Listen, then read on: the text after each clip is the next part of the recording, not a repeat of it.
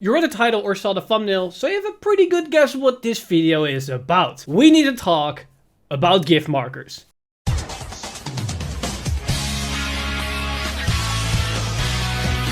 Stand up! Vanguard!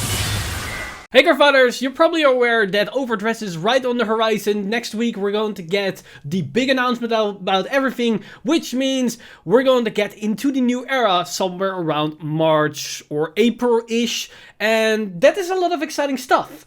But that said, we get into a sticky situation once we start looking at gift markers and what type of implications they might have for Vanguard in the long run. And basically, they create a paradox for the future for Vanguard in game design, or what the power scaling is going to be. And to understand what this paradox actually means, we have to take a look at how Bushiroad addresses each and every single era and what happens when they transition from one era to the next. Every time the Bushiroad creates an era, there's always a core mechanic that attached to that specific era. That we have seen this with Limit Break and Break Ride with the Break Ride era, then Legion with the Legion era, Strides with the G era, and then of course the gift markers for the V era, because when you talk about the V era, you think of gift markers. But when they transition from one era to the next, Bushiroad always stops supporting the previous mechanic, or almost stops supporting it. Like we have seen in the G era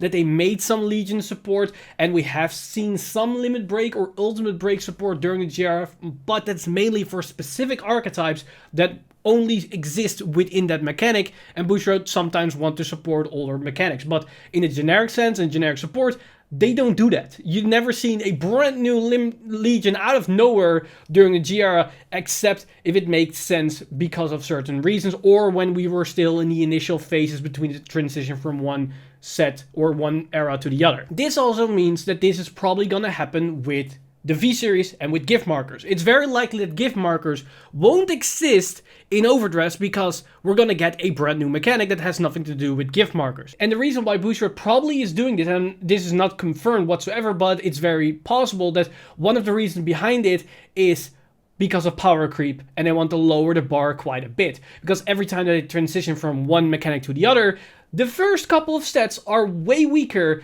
than the last couple of sets from the previous mechanic or the era. And that makes sense, because if you stop supporting your main mechanic where everything is built upon and go to something brand new, it is always going to be a bit weaker because you still need to build the basis, and it will take you a couple of sets.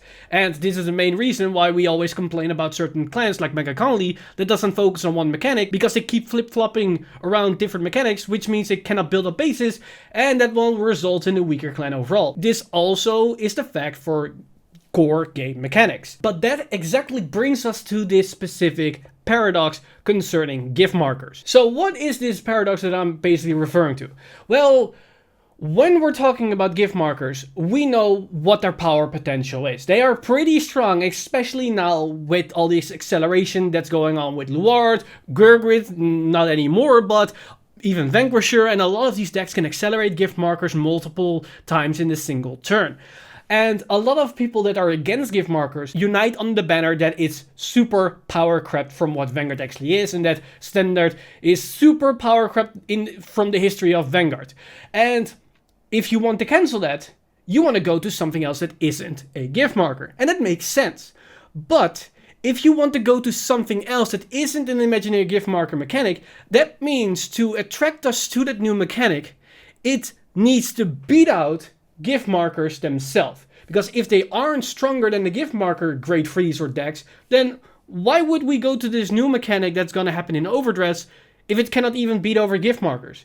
Which means you need to have something even stronger, or a mechanic that will become stronger than gift markers with enough support, that then gives us enough incentive to go to that mechanic.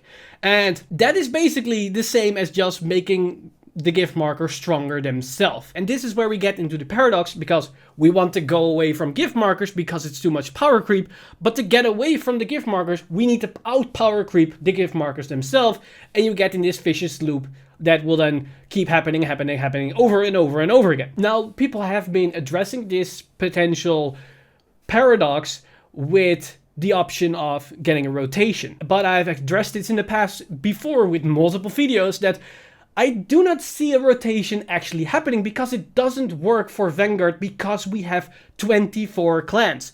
Doing some kind of rotation will almost 100% screw over multiple clans for a longevity of a year until we get more support. And even if you're going to rotate in a specific unique fashion, you will make things more confusing for the game, for your player base, than just making a gigantic ban list. I think a gigantic ban list will be less confusing than a really awkward type of rotation that excludes certain type of cards, but not every single card from specific sets or whatever. And even if we get a rotation in the game, you will 100% screw out newer cards that are newer but work with older specific support that wasn't reprinted in any type of fashion. Let's say, for example, you're gonna rotate everything out from before the G reboot. So Chrono Jet Dragon and everything afterwards from the last year is valid. Well, then the brand new Malk of Malek, the Shin Malk of Malek card that we've got in the Clan Selection Plus Volume 1 doesn't work because it needs to work with the previous Malk of Malek, which came before the Chrono Jet Trial deck. Which then means you cannot work with it, and you get in these issues that will not fix the issue that happens with this new mechanic. And that is the reason why I don't think we get a rotation. So now you can ask yourself, well, how do we prevent then the game from power creeping out of oblivion with this new mechanic? Luckily, there is an answer to this problem, and it is something that Bushiroad has done in the past. Because not only do we see less support for the previous mechanic when we go into a new era, it is also a lot of the time accompanied with a new subset of rules or a new extra addition to cards. In a break right era or limit break era, and it's not precisely during the exact same time when it was introduced, it was I think a bit earlier or maybe a bit later, they introduced the keyword Lord, which disfavored clan mixing because it makes your card less consistent. Now, the biggest change in the ruling subset was from the Legion era to the Jira, where they basically said you may no longer mix clans, which limit the strongest deck in the format at the time, which was Finksaver Abyss, if I remember correctly, which was a mix between Shadow Paladin and Royal Paladin, which now no longer could be played. And that lowered the power creep to some extent. The power level went down a bit. And we saw this again, and this is also one of the biggest, from the Jira to the Vera, where they just announced a reboot, where the rule was you could no longer play with any card from before the V era, which is still a big ruling change. Now, that said, I think it's possible that we might get another ruling change when we go into Overdress. But then the biggest question is, what could this ruling change be? And it is a ruling change which I already proposed on this channel, I think about a year ago or maybe a bit longer, when I was talking and addressing the going first problem in Vanguard, where going first is way too strong because there's no penalty or a extra addition to the player that's going second to catch up on this unfair advantage. And in that video, I proposed a ruling which I think is still possible and they might introduce for Overdress to change the game in a very interesting position. Because the ruling change they could do, and I proposed in the previous video, is that you could no longer acquire a gift marker if your opponent isn't grade 3. Before I go into more detail, I want to address this ruling update I'm proposing, or they might do, is probably wise to not affect premium. Just leave premium as it is, because they already have the going second option of striding. So the first player that goes to grade 3 cannot stride in most normal circumstances. So if they also don't gain a gift marker, then a player that can stride first also acquires gift marker first, which is probably a bit too unfair to the player that then goes second. So I think in premium, gaining a gift marker when you go first grade 3 and then the player that goes second to grade 3 can stride is probably a bit better balanced. But in standard, this could actually open up a very interesting dynamic. Not only do you weaken most gift marker decks, because if they go first and they don't get the gift marker, you neuter quite a lot of decks. Even the best decks in the format do get hurt by this quite a bit. If Gurgit couldn't attain Excel markers when going first, it was quite weakened. It's same for Luard. If it went first to grade 3 and it cannot attain force markers, it isn't as powerful as it is if it could. Now, granted, most of these decks can still perform when going second with force markers. And this is where we then get into a very interesting dynamic. Because if you can only acquire gift markers when going second per se, that means most gift marker decks will be immediately weaker than the new cards that we're going to get out of Overdress. by pure default, because if they don't get gift markers and they just do anything else with an extra addition to the Great Freeze or whatever we're gonna get, that will immediately be better than any other Great Free that we have right now in Standard that mainly works around their markers themselves. But because of that, that means that the new mechanic, what we're going to get, the new mechanic Great Free decks or whatever, are going to be going first decks, and then gift markers themselves are more of a going second strategy. And then we actually have a dynamic in Vanguard that we never saw before. We have then a mechanic that is going first, and we have a mechanic that is then idealized going second. And we then have multiple decks in multiple clans that have a going second deck and a going first deck, and we might have actually interesting matchups. And then what Bushido could do in Overdress, actually support gift markers to some extent by giving new Great Frees with gift markers some here and there in sets, not the main focus, but a nice update to some specific builds.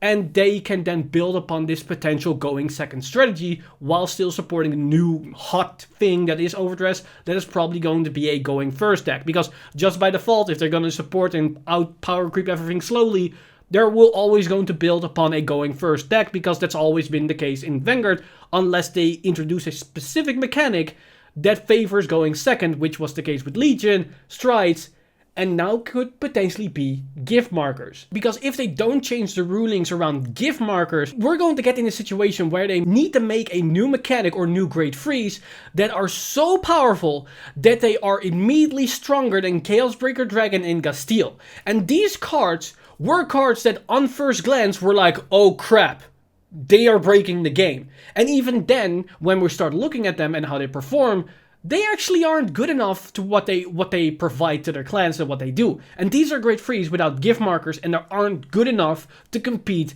with top tier decks. And if those cards, which already on first glance made the community go, oh shit, aren't good enough, what do they need to bring into the game to say goodbye to gift markers if we're not going to go away from gift markers? But I'm 99.99% sure that gift markers won't be the main focus and could potentially be out of the picture completely once we dive into Overdress. And the best way to address that is by changing the rules around how we acquire gift markers in the first place, by making it more of a going second deck, which then incidentally not only lowers the power creep of the game, but it will then suddenly make a very interesting shift in the gameplay and potential future support for the game, where we might finally have a solid going second strategy and going first strategy for every single clan, which I think never actually happened before, except for the Jira to some extent, where striding and basically damage denying, or should I say great stalling a bit, does have this interesting dynamic. But most players weren't really fan of great stalling, just the grade 2 gaming aspect of Jira, and especially the late aspect of Jira, because it was not a fun thing to play for the more casual kind of players. But if we have this more going first to going second strategy, then players that actually like going second strategies can build their deck with that going second strategy in mind,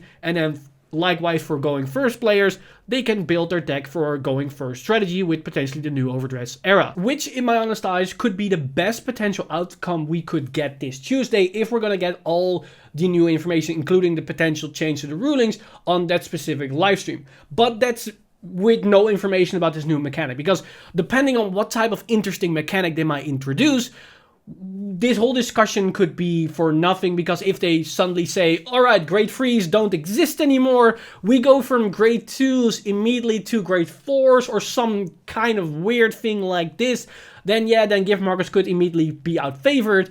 But if we go by the normal gameplay standards, where we're going to still rely on Great Frees, and we're going to probably rewrite or something like that, then I think this proposal to potential changing the rules around gift markers could be a really, really nice addition to the game. And that basically ends up the discussion about what is the gift marker paradox to extent, because the paradox is basically we want to move away from gift markers because gift markers are power creeping the game. But if you want to move away from gift markers, you need to out power creep the gift markers, thus basically being in this endless cycle that doesn't stop, and the only answer is power creep.